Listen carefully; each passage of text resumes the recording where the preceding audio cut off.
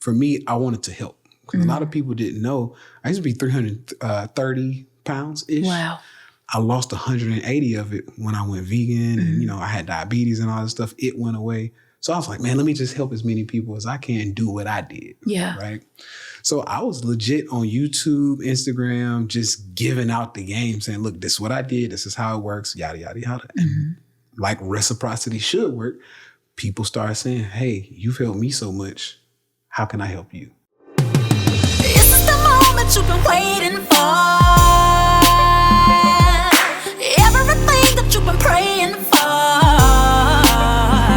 You felt alone. You're gonna heal and come back strong. I know what you got. God got you. Your girls, we're here. We're with you. This is your battle. I know you're about to come back better. God don't miss. You're ahead. This is it. Come back, sis. I know the whole world told you. Come back, sis. You weren't enough, but you are. Come back, sis. This is your battle. I know you're gonna come back better.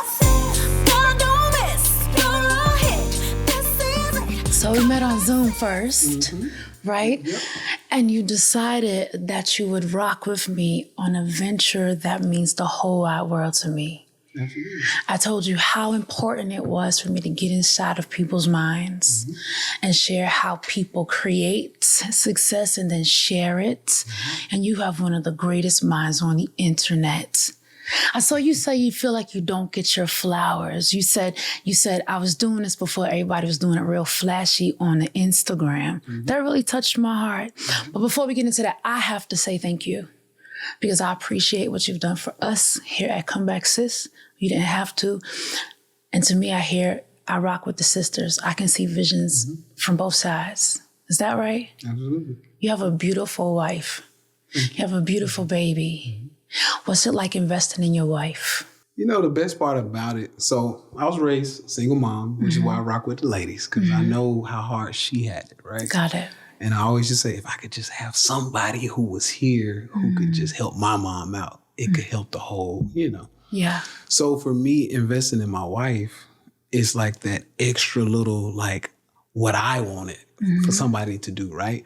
Of course, it's deeper than me just being selfish and saying, that's my wife, I got to. No, it's like, no, if somebody was here to invest in my mom, we would have been off much better. She would have been off much better. So now that's me saying, okay, let me find a woman who's worthy of that investment. Wow.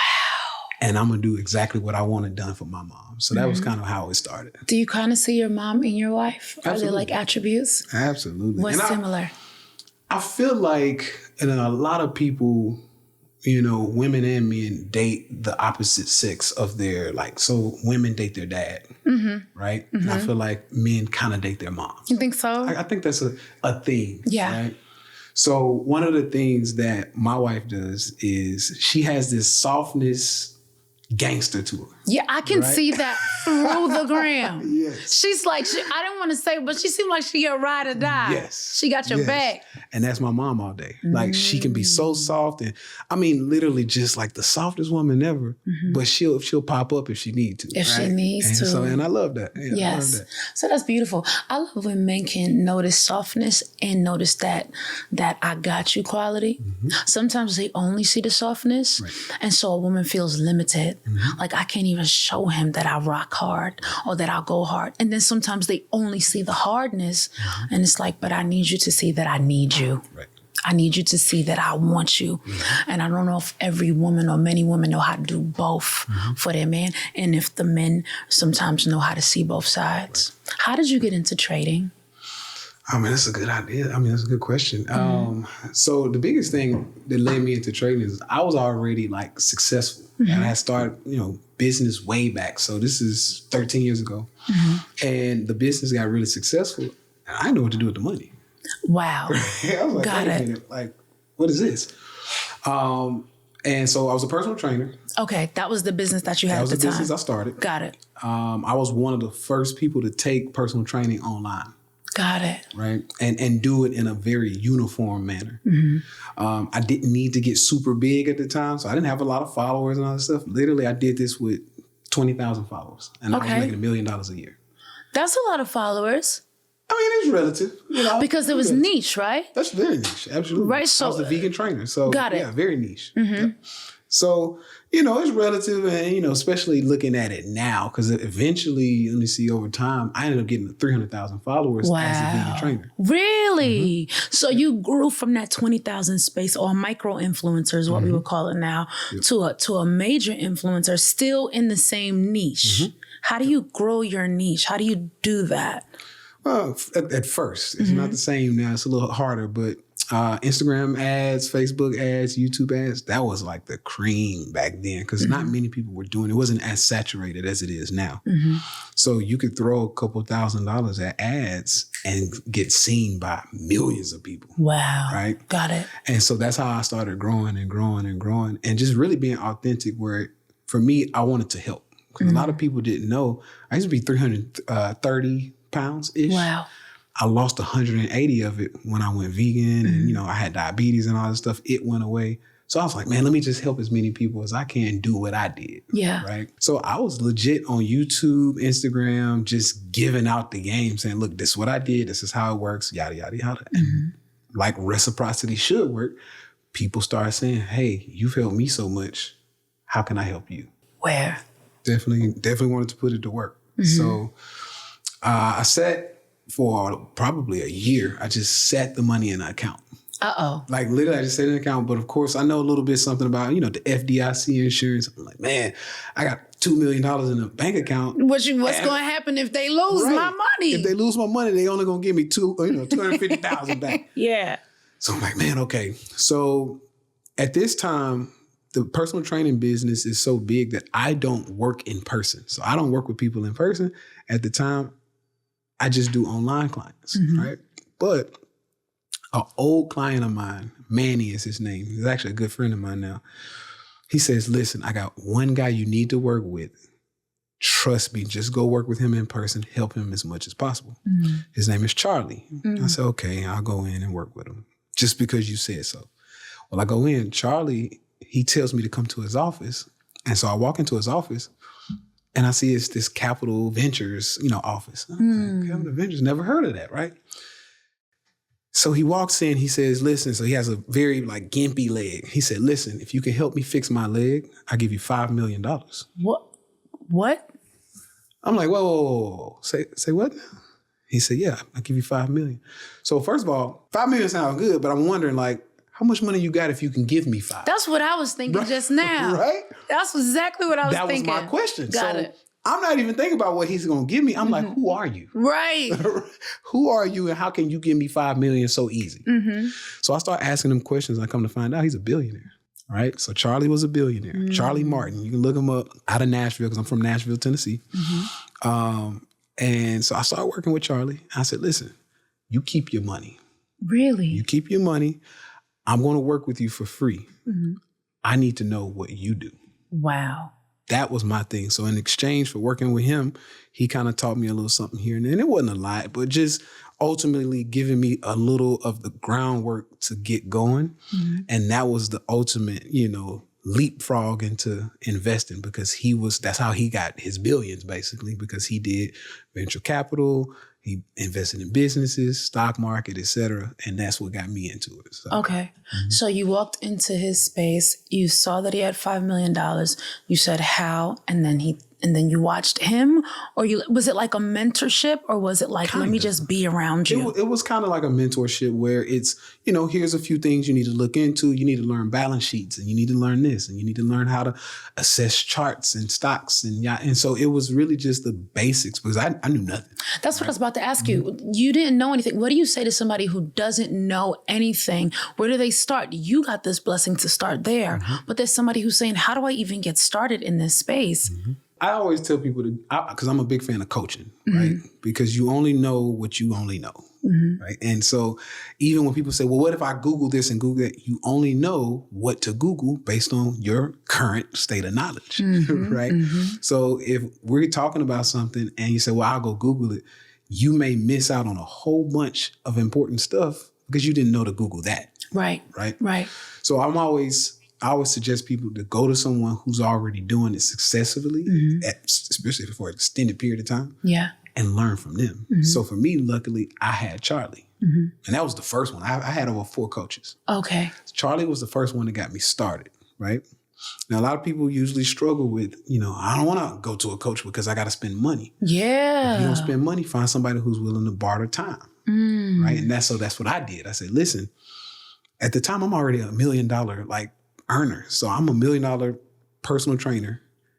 And I gave my time away for free. So at that moment, my hour was worth like $2,000-$3,000 an hour. Sure, right? sure.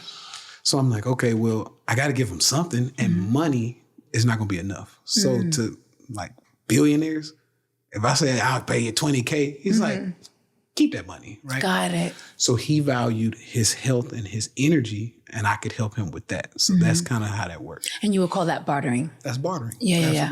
So the first step, I have $200,000, was it? Or $2 million you had in the bank? $2 million. I have $2 million in the bank. What did you tell Charlie? You said, I have $2 million. And what did he say to do with it? What was that beginning like? So I actually didn't tell him because I didn't think he would believe me. Okay. So I said, listen, man, I have a decent amount of money. And I think for him, he's probably like, oh, this guy, $200K, maybe $100K.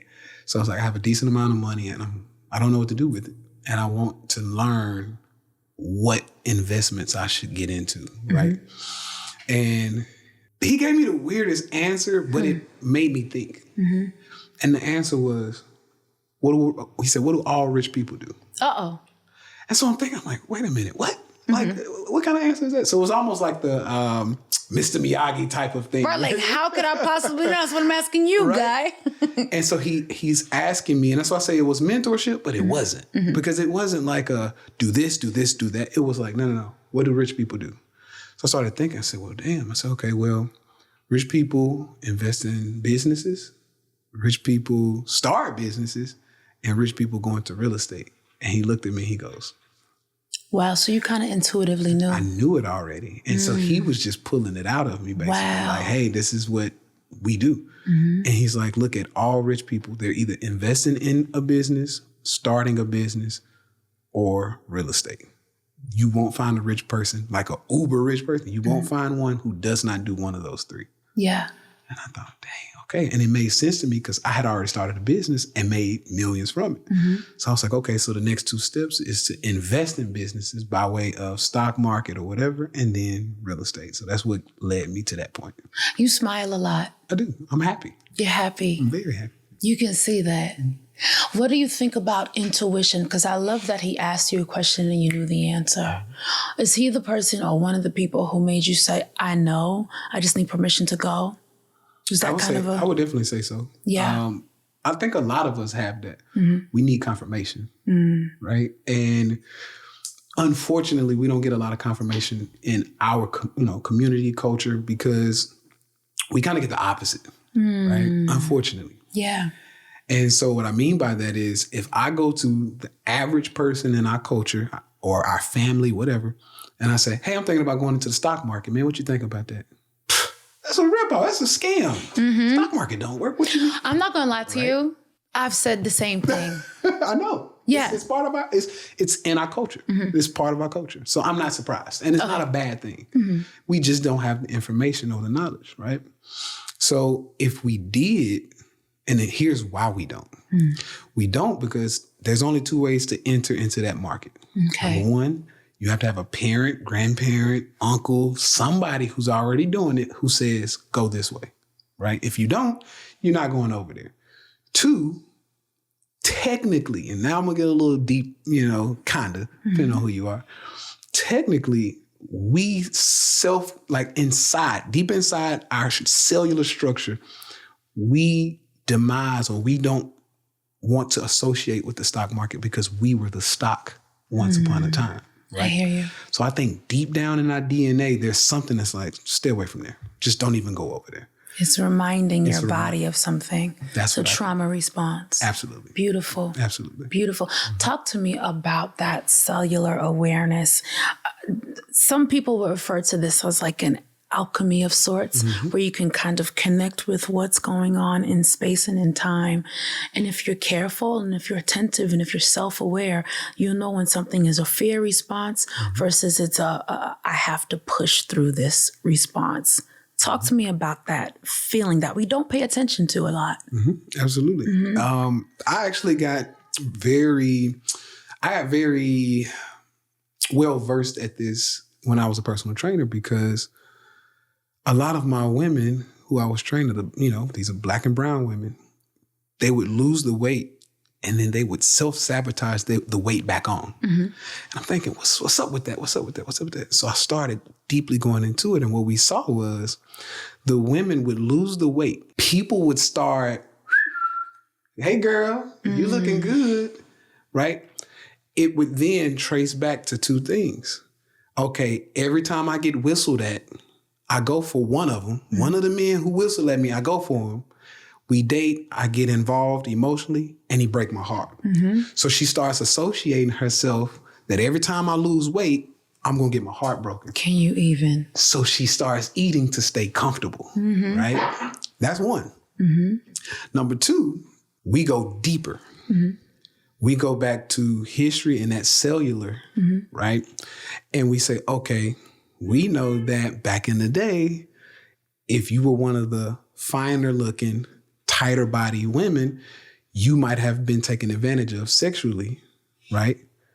And that could be by family members. We know uncles who are creepy, right? That could have been by, if you want to go way deep back, you talking about slave masters and all this other stuff. That is in us, right? It's in the women, it's in the men.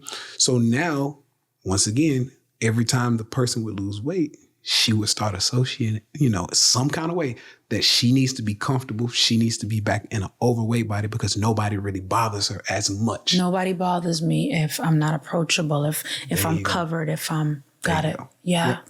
So that was something that we saw. And this is, of course, just, this is, the N1, experiment where I'm just kind of bringing this up. I don't have any, data on this, but I noticed it thousands of times. I work with a lot of women. Yeah. I noticed it over and over and over. They will get the weight off and put it back on purposely. And when I would ask these questions, those were the things I got out of them. Got it. And so I knew that there was something energetically in our cellular structure that was bringing that out. Absolutely. You kind of got to think forward. You can't think backward. Yeah. Wow. I love that. There's something that I think about often called circadian rhythm and kind of aligning yourself with moving based on the day as opposed to moving based on the past. And sometimes we kind of move based on the past. So what do you tell your students or somebody you're coaching about how to take care of themselves so that they can think correctly, if that makes sense? Absolutely. Yeah. Absolutely. The first thing I tell people is it starts with what we put in our body, right? Not just food, what you take in with TV and whatever else, what you're taking in with music. Everything shapes who we are, right? And how we think. And you might find yourself sometimes thinking about something or tapping your foot, nodding your head to something you heard 2 days ago. Right? Yeah. And that's literally shaping your today. So I always say, just be mindful of what you listen to, mindful of what you ingest, food wise, mindful of what you ingest, as far as your energy, people around you. Because how you do anything is how you do everything. Got it. Right. And that's something I've always lived by. So I tell people it's because it goes into the stock market. And one of the things I teach people, and so, we call it secure the bag. So one of the things I teach in secure the bag is I say, listen, how you do anything is how you do everything. And people never put two and two together. And I say, no, watch this. I say in the stock market, you have 2, 3, 4, 5,000 different stocks that you can choose from. Sure. Right. And instantly, when one looks good, you run over there. Oh, I should buy that. And then the next one goes up and I should buy this one. This is what I call stock whoring. Okay. Right? And I say, how you do anything is how you do everything, because that's one of the worst ways to trade the stock market is to just run to the one that looks good over here and one to one. I said, but that's how y'all live y'all life. Right? I said, we call it monkey branching. My wife and I, we call it monkey branching. So this branch looks good and I'm going to hold on to this branch until I can get to this branch. Wow. Right? And then I'll just keep branching to what looks good. And so in real life, if you running from woman to woman to woman to woman to woman, not getting any real results, that's what you bring to the stock market. Wow. Right. So it sounds to me like you got to stay kind of rested in your body, if that makes, as opposed to looking around to see where the next thing, if you can be rested, if you can have fed yourself the right vitamins, minerals, water, etc., and your insides are clean, then you're almost foreign here. And you're kind of walking around with a knowledge or an awareness that not everybody has, because they're, for lack of a better word, I don't want to say dirty, but just, unclean would be good. Unclean. I mean, I could go with that. Yeah. Yeah. Unclean. Okay. Yeah, I would say that. I know what you mean. Because if you can't sit still long enough to get clean, right? Wait, that was a bar. So you mean to tell me that sitting still cleans you? Absolutely. Because honestly, and we know this subconsciously, we talk about bringing things out that are already in us, right? When we say certain things, we'll say, oh, I just need to sit in this for a minute, right? And when you sit in something for a minute, you get clarity. Come on here. Right? Yes. And that in itself is what I'm always teaching people. You just need to sit still or sit in it so you can get clarity. And when you get your clarity, your results get better. Wow. Right? Absolutely. I'm telling you, it's all connected. That's so helpful. If you could sit still, because how many times do we have this creative item that we're trying to put together or something that we see in our minds, but we chase it as opposed to be it. We run after it when it's already in us. It's in us. Yep. I love that. This is a different way of looking at how to make income. Absolutely. This is a different conversation than people are used to. How do you pull in people into the conversation, this kind of conversation? Everybody can understand it. Yeah. So how do you choose who to talk to? Oh, okay. So you're reaching something that has been a long life. Like literally my whole investing journey, I've tried to find ways to reach people, right? And originally it was, let me just share what I'm doing. Hey, look what I'm doing. I'm doing the stock market. Yeah. Originally, that doesn't work. It doesn't work because there's a lot of people who look like that, quote unquote. Yes, it does not work. And so I was actually sharing because all I know as far as like Instagram, social media, when I want to share something and reach a bunch of people, just give the value. So similar to the way I did with Vegan Trainer, I said, hey, I'm investing now. This is what I've been doing. Here's what I'm doing, everybody. I had on a live stream, I had somebody go, wait a minute. You got popcorn ceiling. You can't be rich. Wow. And I went, wait, what? I said, okay. So I found myself, first of all, explaining myself to this guy. I said, well, first of all, I live in DC. I said, my rent, because at the time I was renting a place, I said, my rent here is $5,000 a month. I said, so I ain't living in a crappy place. I said, but in DC, this is what you get, right? For $5,000 a month. Right. I said, and that's just me being modest. Yeah. I just don't want to spend more money. And so with me explaining myself, it's one of those, yeah, right. Yeah. So instantly I said, okay, this won't reach people. I said, I got something for you. Okay. Instantly I went out and bought a G-Wagon the next week. Did you? Is that what you did? How do you feel about doing that? He's saying popcorn ceilings. Let me get this G-Wagon. Right? Let me go get the G-Wagon. So when I got a G-Wagon, I started, you can go on my social media, I started doing, we call them G-Wagon conversations. Oh my goodness. So I started just doing videos in the G. I said, okay, you were talking about my popcorn ceiling. I said, don't worry, we're going to shift some things around and I'll show you what I'm doing instead of just talking to you about it. Okay. I said, because now what I'm seeing is, and this, because it wasn't the only person, it wasn't just that one person mentioned the popcorn ceiling. So what I realized is that y'all need to see it. Okay. You need to see the success, and that's part of our culture. If I can't see your success, I don't think you're successful. Interesting. Right? So I said, okay, I got something for you. So over time, I started molding my social media to show like, okay, if you need to see it, I'll show you. Right? So literally, I started taking things, and I moved down to Miami and Puerto Rico. I bought a place in Miami, bought a place in Puerto Rico. I said, look at these ceilings. These 20-foot ceilings. I said, how y'all like those? I've seen those marble floors. Right? Marble floor. I'm like, okay, how y'all like this? So I started showing it. Then I started getting a more attentive audience because now people are like, oh, okay, he got it. So I just leaned into it. I said, okay, this is get y'all attention. Cool. Here's the next thing. So I seen the Lamborghini. I'm not sure where you about to go, but how did you said you ordered it from? Beverly Hills. Yep. And you had them bring it down? Shout out to Brandon. So Brandon helped me. So it's a guy named Brandon. He goes by Brandon PTG 365, right? Okay, you know what? Right? I said, Brandon, I want that Lambo that's out there. I said, but there's a Lamborghini event in Miami next week. I said, I need you to get that Lambo from Beverly Hills to Miami by next week. He's like, I don't know if I can make that happen. I said, bro, I'm fixing to wire you $700,000. I need my Lambo. Unfortunately, this is the story that attracted me. That's terrible. Yep. But I'm one of them ones like, where's the Lambo? Yep. I'm embarrassed. But listen. It's culture. It's the culture. Yeah. Right? And we have to, and unfortunately, we have to play that game, right?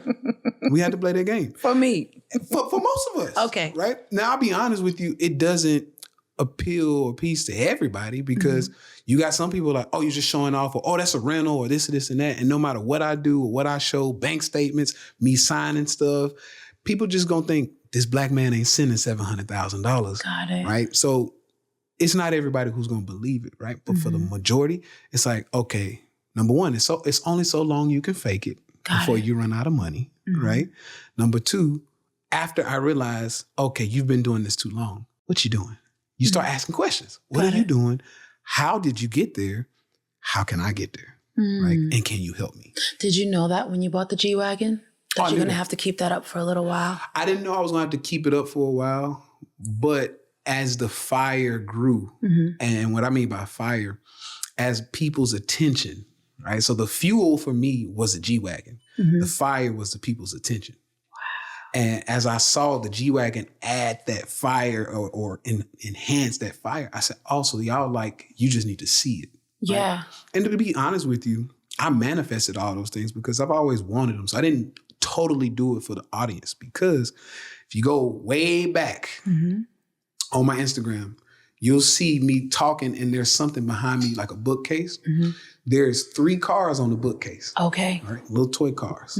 Because instead of doing, what do they call them? Like vision boards. I do a little different. I say, I'm going to buy the real thing just in a miniature version. Okay. Because me buying it manifests the real thing and I'll get the big boy version eventually.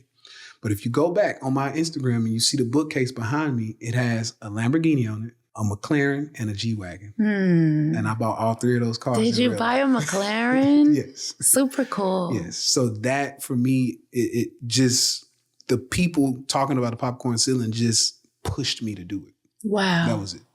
That's very hard for me to grasp. That's very hard for me to grasp. And you know how some people say, I'm a spiritual person?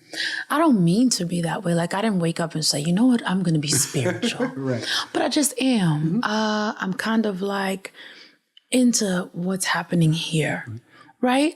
So it's hard for me to take that vibe and tell somebody, if you don't believe me, let me show it to you.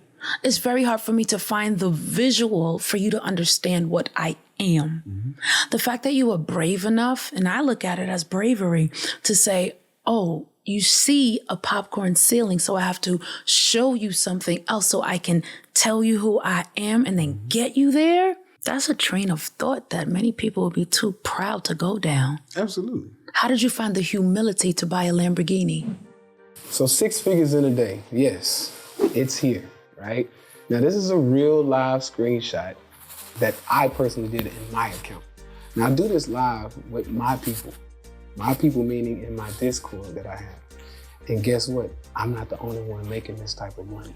As you see, there are people making 2, 3, 4, 500% with me, right? And what I want you to know is that this is not something that is foreign. It can be done and replicated, not just by me or a couple people who know what I know. I can teach it to you. So you want to learn what we know, you want to do what we do, I do this live. So I can't even fake it. I do it live every day that the market is open. Come join me.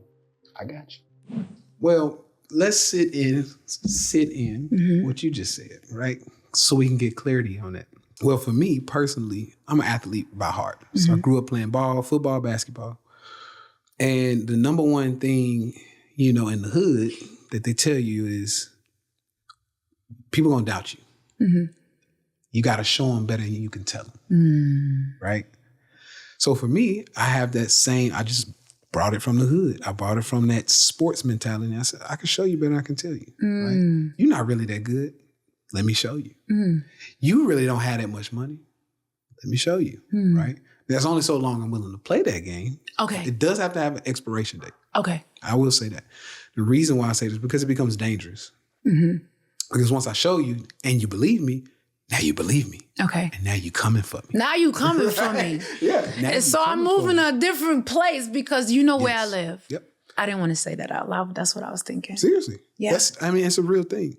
Because, and I say that because, so for example, in the Lamborghini, I would move it from city to city. So if we did podcasts or whatever it was, I'm like, I want my Lambo here, right? So I would have it shipped with me. I had a guy, shout out to Rashad, he would drive a truck with the Lamborghini in the trailer. He would drive it to where Who has enough money to do this?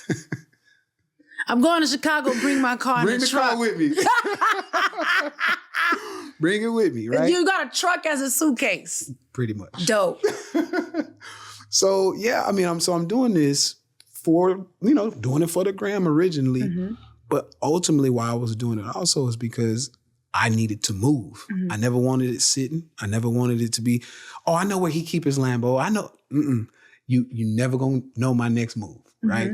So I will ship it from area to area. But what really got crazy and why I decided to take a step back is because it started getting to a point. So I was in one city, and I don't even remember what city it was, but I remember somebody took a screenshot of me on the interstate. Like literally was an active shot. And the only reason I knew it was taken is because I go on Instagram and they go, oh yeah, that's Tay Sweat. And they tag me. I said, oh, hell no. I said, no. You're not going to know me from my car. And everybody is watching. Yeah. So at that point, I took a step back and I said, okay, sell every car that was on Instagram. So I had a Rolls Royce Cullinan, sell it. What color was it? Black on black. Just trying to see it in my head. It was beautiful. I put black wheels on it. It had the red interior. I loved it. Stuff. Loved it, right? So I said, look, that was on Instagram. You got to sell it. Lambo was on Instagram. Sell it. The McLaren was on Instagram. Sell it. The only thing I kept that was on Instagram was my Tesla, but it's on the way out. Okay. And now, and I love this, people are like, did he go broke? He didn't have any other cars. And I'm like, yes, I'm an Uber driver now. Leave me alone. Right? But that's the culture. If I can't see it, you ain't got it. Is it okay if I say this? Because people get a lot of flack for doing it for the gram. You give some validation to that. You kind of say, you know what, if you got to do it for the gram for a minute, do it for the gram for a minute. Like sometimes that's what it is because that's what the culture asks for. I hear it as humility. I hear it as, I see what you need from me. You need this G-Wagon. Let me show it to you. Yep. Just so you can calm down and then I can serve you. Absolutely. That's super dope to me. Absolutely. I appreciate it. Yeah. I mean, it was a great test run to see how people will respond to it. It was great, but it wasn't safe. It changed for me when I had my son. Got it. Because then I realized I can't put him in harm's way because I'm doing it for the gram. The reason why I say that is, to be honest with you, when I was in that Lambo, when I was in the Rolls Royce, whatever, I always had 2-3 guns on me. Wow. Because I was paranoid. Yeah. Right? I got a $70,000 watch on, $100,000 chain. Like literally, I'm looking, we call it a walking lick. And I'm like, if somebody wants me, here I am. Wow. Right? And I'm screaming at you like, look, I got money. Yeah. Right? And it works for the people who need to see that so they can come over and listen and learn. Yeah, it works. But not everybody's meaning well. Sure. So you have the people who need to see it so they can mean well and come learn. And then you got the people who are like, I ain't coming to learn nothing. I'll just come get what you got. How do you differentiate between those two people? Who do you invest in? How much do they have to pay you? Like, when is it okay to invest in somebody who sees you and then wants to rock with you? That's a great question. Yeah. And I call it, I'm not going to say the word because it's raunchy, but I call it weeding out the effery, right? Yeah.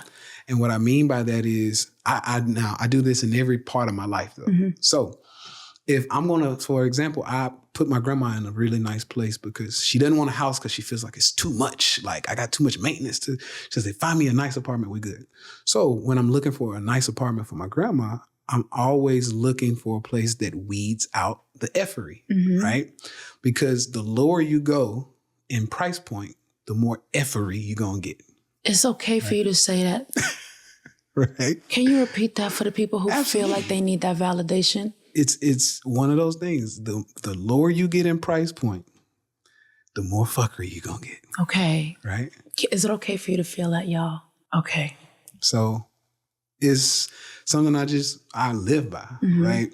So I do it for the apartment situation. I do it for homes. If I want to, if I bought my family a home, okay, we need to price out the effery, right? Wow. No fuckery here. So I don't want to deal with the shootings and, whatever else. So I price it out and I just go to the next level. So for me, I had to figure out how am I going to find a way to pour into people, 100% pour into people without having a gun on me or a knife, because that's a thing. Yeah. Right. And what I had to do is price out the fuckery. So what I did, I said, listen, everybody, it's not for everybody and everybody's not going to like this, but I'm willing to pour into you and invest in you and I go hard for my people, but it's not going to be cheap. Right. Because if I make it cheap, here comes the fuckery. Yeah. Right. I said, so yes, you're going to have to pay. And whatever I do, you have to pay. Right. Big time. Right. STB, when I first started Secure the Bag and I took it to my price out the fuckery, we were $15,000, $20,000 to come in. Right. And that was lifetime price, but everybody can't pay that. That's right. Right. I started a Discord. I said, I'm going to live trade for y'all. We're going to do it. Pricing out the fuckery. Yeah. Right? And the beauty about it, now watch this. This is what was very special to me. I went to one guy's event who does not price out the effery, right? And when I went in there, you felt this energy where it's like, did I bring my gun? You know what? I gotta go.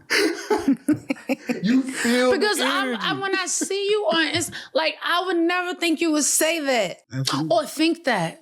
I'm from the hip hop side, so you in a Rolls Royce, you already know everybody's strapped. We got a car in the front that's black, a car in the back that's black, and we know we are safe.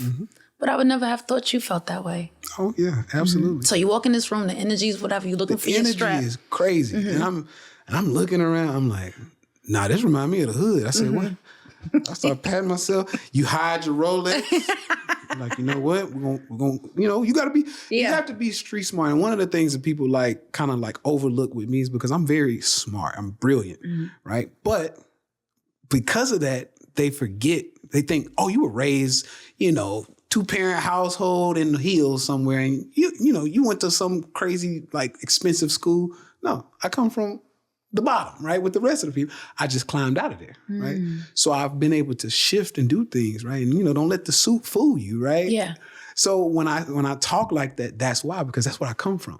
I'm street smart, and I know, hey, I need to assess the situation, cover up your watch, tuck your chain, right? And if you don't have your strap on you, you need to at least get ready to fight. Wow. Right? That's just Tay what it is. Sweat said that. You need to get ready. Absolutely. So you walk into this room and they did not weed out the effery. And what did that teach you?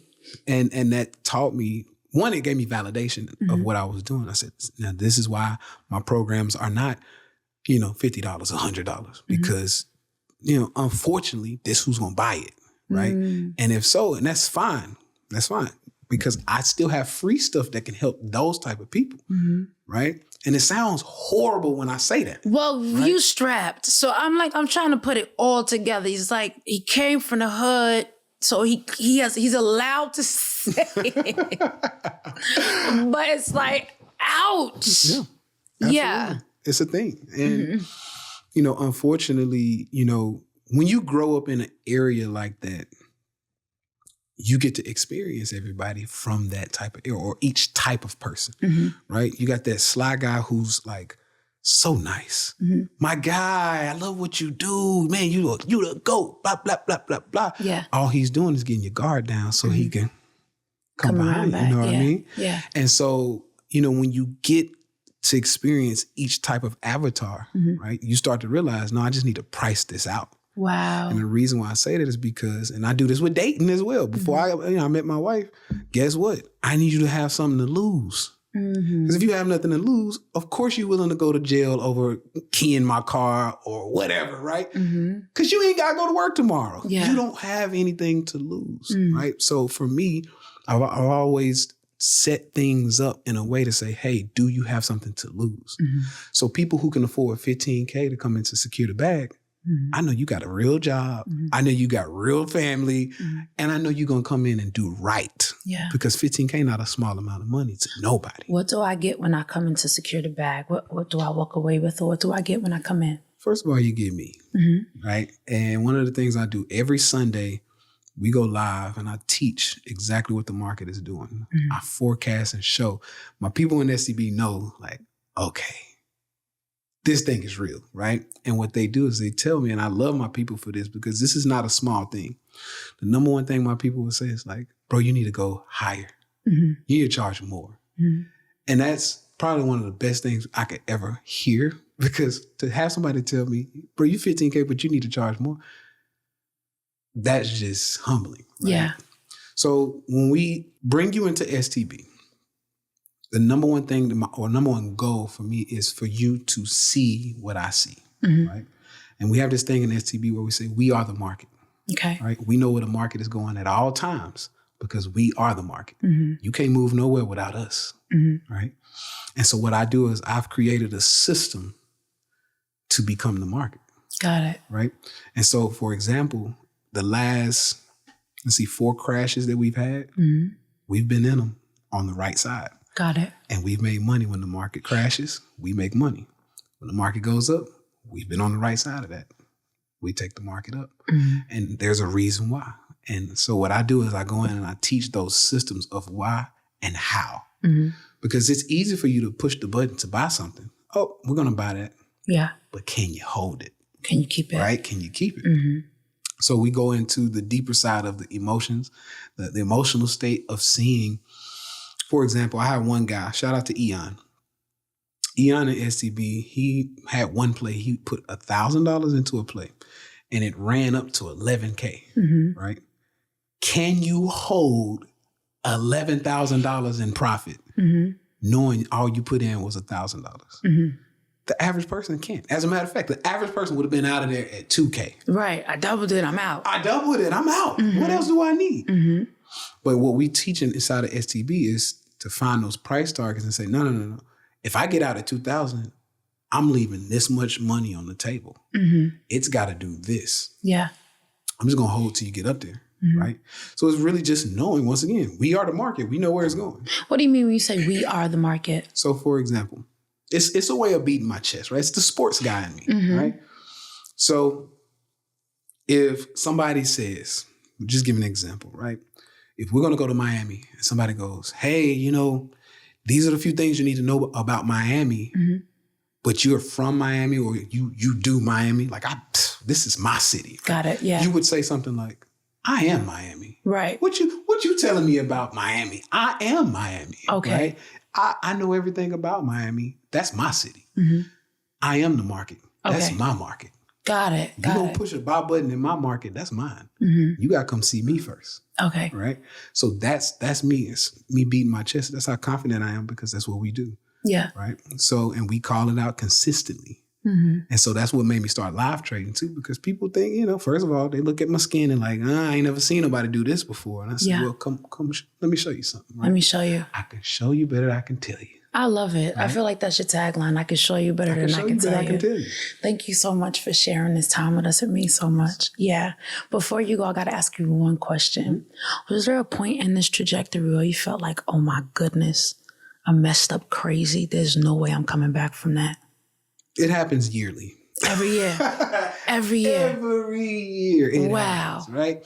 And the reason why is because there's a saying that, and I could be messing this up, but it's I think it was Babe Ruth. And he says basically he was known to have the highest strikeout record, but also the highest home run record. Yeah, I love that fact. Right? And it's, if you gonna aim for the fences, aim for the fences. Yeah. Right? I ain't trying to get this little bunt hit. I'ma aim. Go for it. I'ma go for it. Yeah. Right? So the number one thing a lot of people, so I need to say this. So the number one thing people ask me is, you show all your wins, but what about your losses, right? I've had really big losses because I aim for the fences. Right? I've had huge wins, 2 million, 5 million. Like, I had huge wins, but I had some big losses. Right? Okay. I was short in Google, right? And I was right. I ran out of time. I lost $1 million. Oh, gosh. I was right, but I ran out of time. When you're trading options, that's a thing. You have to have an expiration date. So it says, you got to get here by this time. I needed another 6 months. Yeah. It didn't get there in time. Took all my money. Lost it all. Yeah. Roughly 1.1 million. Yeah. Right? Happens. So once again, every year it's like, should I really be doing this? Should I really be playing this big? You know? So every year you're going to have that doubting or that imposter syndrome, right? I think it's any like investor, any business owner, you're going to have it. Yeah. It's imposter syndrome. So to answer your question, it happens to me. All the time. All the time. I love that so much. Thank you. There's so many people who have a big failure and they're like, I got to get out of here. But you said you don't have to worry about being or feeling like an imposter.